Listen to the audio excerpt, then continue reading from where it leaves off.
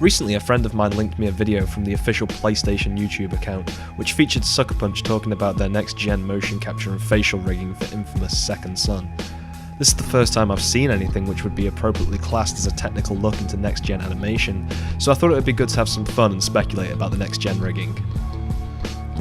If we go back to GDC 2011, Jeremy Ernst, who was at the time character rigger for Epic Games, gave an in-depth look into the rigging process of Gears of War 3.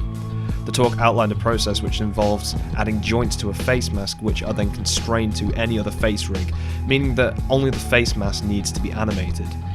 The method of animating this face mask was to create blend shapes using the Facial Action Coding System, or FACS, and then blending between the morph targets to make the joints move accordingly, allowing animators to focus on a singular set of controls that were consistent across characters. From looking at the document Jeremy published, a total of 38 joints were counted. This is including some potential eyelid joints which were present in previous Gears of War rigs, which are available on Epic's website. To polish the animation from the joint-based rig, corrective blend shapes were used, which basically made sure that the deformations being made retained a good topological flow to reduce texture stretching. A selection of wrinkle maps were also created for the characters, which are essentially normal maps that blend in when the face makes key poses that cause the skin to deform in ways that joints or blend shapes cannot replicate. The last important thing to take away from Jeremy Ernst's talk is the use of the universal head, which was used to speed up production. Essentially, this universal head was the basis for all of the character models in Gears of War 3. By skim weighting this universal head and then sculpting characters out of it, the topology remained the same, meaning that all of the skinning process was easily transferable, making skinning and rigging for new characters about a 30-minute job. Very fast and very effective. Jump forward now to the present day. The Last of Us seems to be set on being one of the last great cinematic games for the PS3, alongside Beyond Two Souls.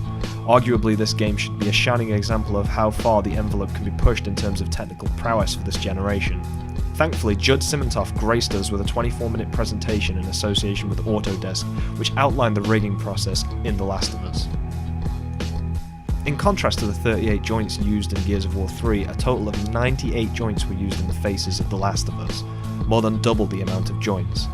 This means a higher level of control which enables more subtle face shapes to be made. Whilst the Gears pipeline used FACS to create blend shapes for the mask to drive the joints, The Last of Us production used it to promote better joint placement whilst closely following muscle structure and anatomy, again resulting in a much more realistic animation. Wrinkle maps and corrective blend shapes are still used to enhance the animation, with the character Ellie, according to the screenshots in the video, using about 14 correctives, which are all additive blend shapes. This basically means that they are in no way dictating the joint positioning on the rig. Both Gears and The Last of Us use corrective blend shapes in this respect identically to correct joint animation problems, though the interesting thing to take away from this presentation is that the character Joel requires no corrective blend shapes. This is potentially down to the combination of two factors. The first being the increased amount of joints compared to the Gears rig and their anatomical placement, the second being the higher mesh density that The Last of Us has for its faces.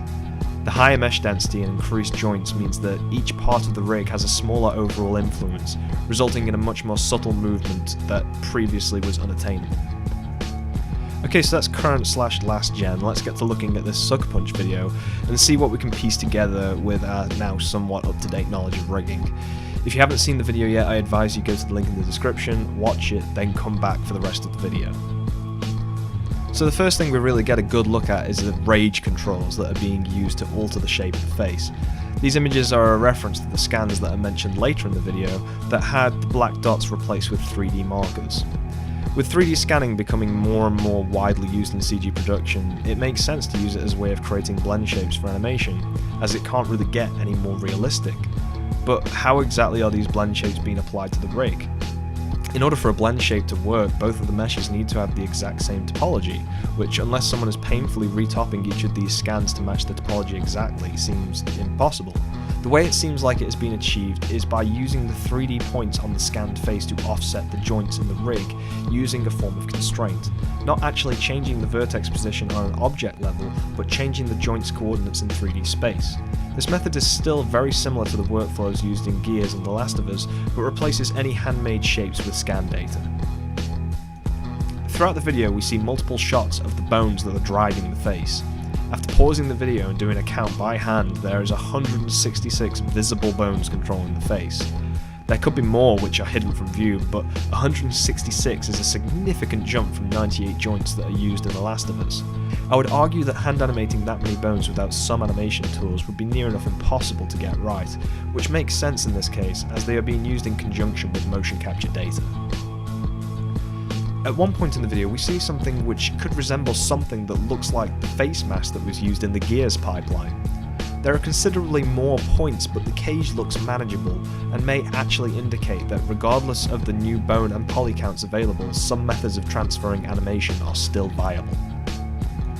There is a piece of software shown in the video that despite my best efforts I could not track down. I've tried typing in some of the options listed on the right hand side into Google and I didn't get any reliable indication as to what this piece of software is. If anyone knows, please leave a comment. The last thing we really get a good look at is the structure of the model.